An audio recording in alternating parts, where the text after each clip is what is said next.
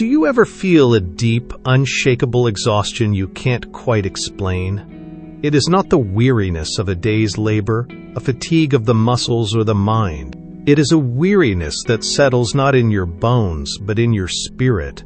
A dull ache behind the eyes, a hollow space in the chest. It feels like carrying an invisible, yet crushing, weight. A constant, unspoken obligation to be the emotional bedrock for everyone around you. An endless performance where you are the diplomat, the peacemaker, the silent absorber of conflict. An obligation to smooth over every harsh word, to anticipate every need, to maintain a perfect, fragile balance in a world that offers none in return.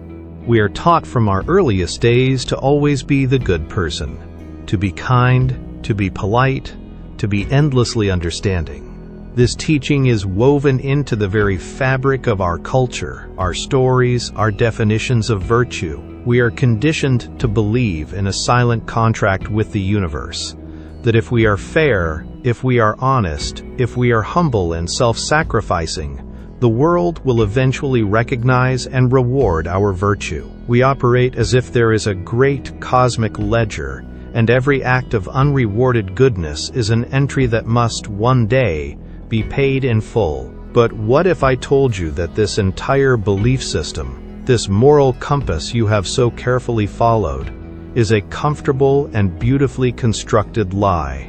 This lie is not a harmless fiction. It is a system of control. A gilded cage built with the bars of social approval. It is designed to keep you predictable, manageable, and, above all, useful to others. It is the invisible architecture of your own prison. It is the reason you stay silent in a meeting when you have a better idea. It is the reason you apologize when you are not wrong.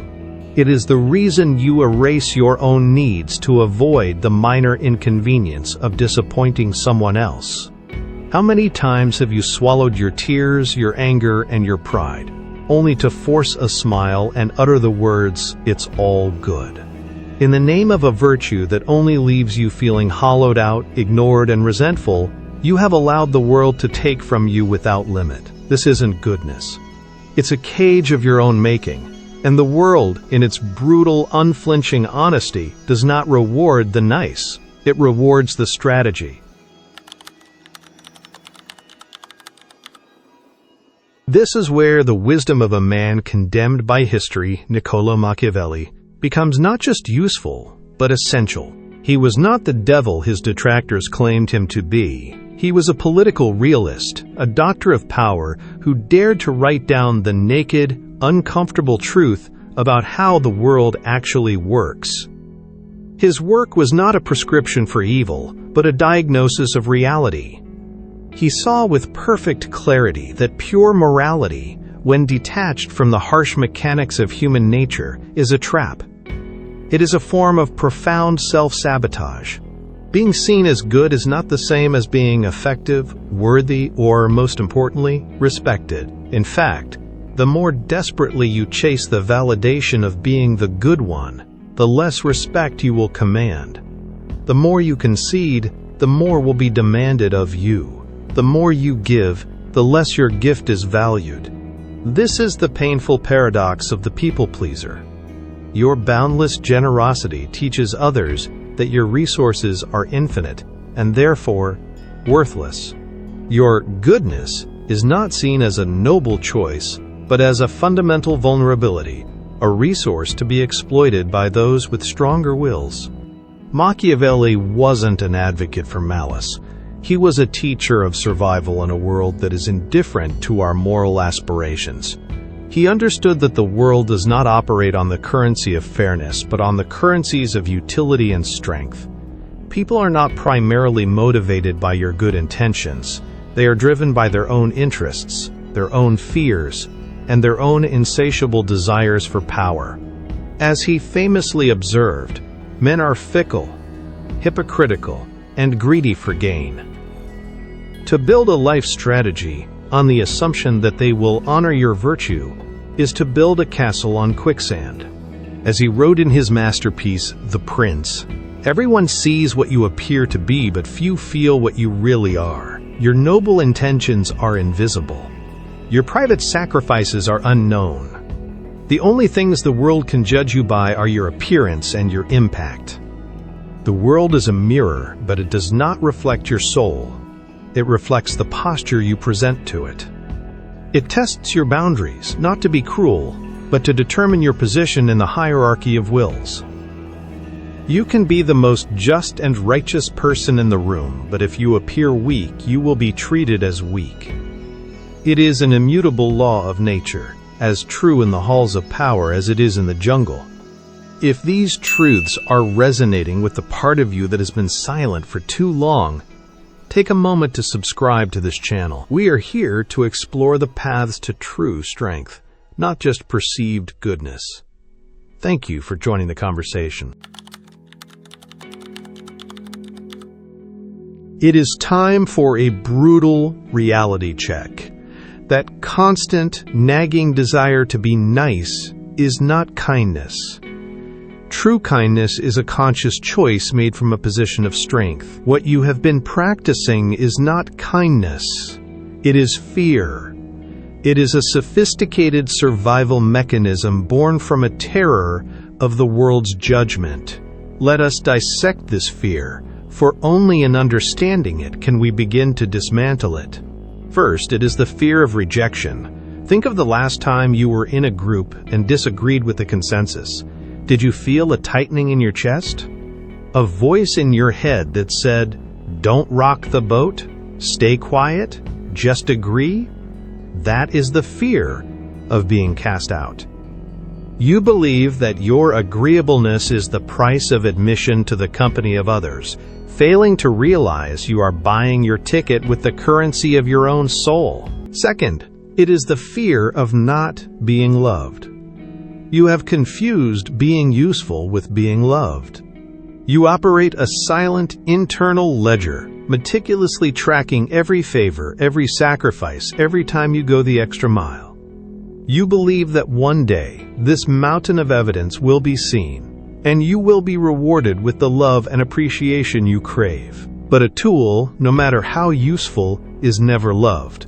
It is merely used, and then placed back on the shelf until it is needed again. You are waiting for a love that will never come, because you have taught the world to see you as an object of utility, not a subject of admiration. Third, it is the fear of confrontation, the terror of the awkward silence, the raised voice, the displeased expression. You would rather drown slowly in a calm sea of your own resentment than face the brief, cleansing storm of a necessary conflict. The short, sharp pain of truth feels more terrifying than the long, slow death of 1,000 compromises. You have become an expert at navigating around conflict, a ghost in your own life, but you have forgotten how to stand your ground and command your space within it. And beneath all of these lies the most profound fear of all, the fear of your own power. Your kindness has become a mask, a carefully constructed persona you wear to hide your ambition, your righteous anger, your desires, and your capacity for dominance. You fear that if you were to unleash your true self, you would be too much, too loud, too demanding, too powerful. You fear that your own light, if undimmed, would scorch those around you, and so you live as a lion pretending to be a lamb, wondering why the wolves are always at your door. This mask, this shield of niceness, is suffocating your very soul. But this is not a call to become cruel, cynical, or cold. That is simply the other side of the same coin, another trap born from the rebound effect of years of being exploited. The true path forward lies in a synthesis, a powerful balance between two extremes. Let us return to Machiavelli's most infamous statement. It is better to be feared than loved. This is not an endorsement of tyranny. It is a profound insight into human psychology. The word fear in this context should not be understood as terror, but as a deep and abiding respect for one's power and one's boundaries. It is the understanding that you are a force to be reckoned with. Affection is a wonderful, desirable emotion, but it is fickle. It is an emotion of fair weather. Respect, however, is a currency of power that holds its value in any storm. Affection is given, respect is earned, and it is earned through the demonstration of strength and the unwavering enforcement of your own principles. You have been chasing love and affection, believing it is the ultimate prize. Machiavelli teaches us that this is a strategic error. You must seek respect first. Build your fortress on the bedrock of respect, and then, from that position of unshakable security, you can choose to cultivate love and affection with those who have proven worthy of entering your walls. To be feared, to be respected, means that others understand there are consequences for overstepping your boundaries. It means they know your no is final. It means they recognize that your time, your energy, and your goodwill are finite and valuable resources, not public wells from which they can draw at will. When you are respected, people's behavior toward you changes fundamentally. They listen more carefully. They consider your needs. They do not take you for granted. True, healthy love can only blossom in the soil of mutual respect. Without it, you are not in a relationship. You are in a state of servitude.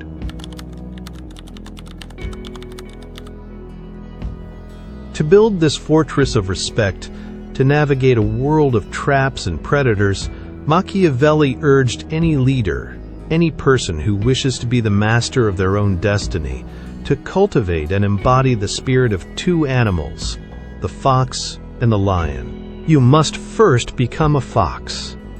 The fox is the master of perception, the student of human nature. The fox does not take things at face value. It listens more than it speaks. It moves through the world with its senses alive, recognizing the traps of manipulation, the subtle language of deceit, and the hidden motives behind the words of others. The fox does not ask if an action is good or bad in a vacuum. It asks, where does this lead? What is the true incentive here? It does not naively trust in the goodness of others. It observes their actions and understands their interests. The fox grants you the cunning to see the game for what it is. But cunning alone is not enough. The fox can see the trap, but it cannot always break it. For that, you must also become the lion. The lion is the embodiment of raw, unashamed power and presence. The lion does not need to roar to be respected. Its very stillness commands it. It understands that respect is not given freely. It is a space you must occupy without apology. The lion is the beast that defends its territory, that protects its own, that never backs down from a necessary fight. The lion is what allows you to set firm boundaries and enforce them without apology. The lion is the strength that allows your no to be a complete sentence, a wall that others learn not to test. The true prince, the sovereign individual, is a synthesis of both. The fox without the lion is paranoid and powerless, able to see every threat but unable to act. The lion without the fox is a blind tyrant, all strength but no strategy, easily led into traps by those more clever. You must have the wisdom of the fox to navigate the world, and the strength of the lion to shape it. This is not about abandoning your values. It is about forging them into both a shield and a sword. It is about understanding that your kindness is a strategic gift you bestow only upon those who are worthy. The journey out of this psychological prison is not a gentle awakening. It is a rebellion. You are overthrowing a lifetime of conditioning. And like all rebellions, it will be met with resistance from the old regime, both within you and around you. As you begin to embody the fox and the lion, as you stop being the ever-reliable, ever-agreeable person you once were, the world will test you. Those who benefited from your weakness will call you selfish.